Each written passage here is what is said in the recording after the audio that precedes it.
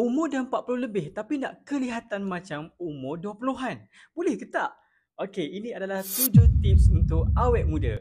Yang pertama, elak dari cahaya matahari. 90% kerosakan kulit berlaku disebabkan pendedahan terhadap cahaya matahari yang terik. Jadi pakailah sunscreen yang ber-SPF 30 atau lebih untuk melindungi kulit. Nombor 2, selalu minum air kosong. Dehidrasi boleh buatkan kulit tampak kusam dan tidak bermaya. Jadi pastikan anda minum 8 gelas air kosong setiap hari untuk memastikan kulit sentiasa lembap. Nombor 3, tidur yang mencukupi. Tidurlah selama 7 hingga 9 jam untuk kulit menghasilkan kolagen yang baru. Jika banyak kolagen, ia membantu kulit kita untuk menjadi lebih anjal dan tegang.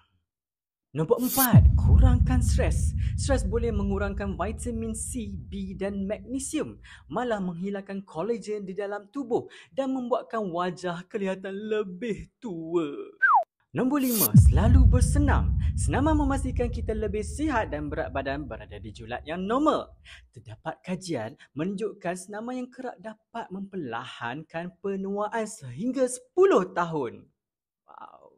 Nombor 6, elak makanan proses. Dalam makanan itu terdapat gula, pewarna, perasa tiruan, pelembut makanan dan pelbagai lagi yang menyebabkan kesan buruk terhadap kesihatan. Nombor 7, kurangilah gula putih. Bila diambil berlebihan, gula putih dapat merosak kolagen dan elastin yang mempercepatkan proses penuaan.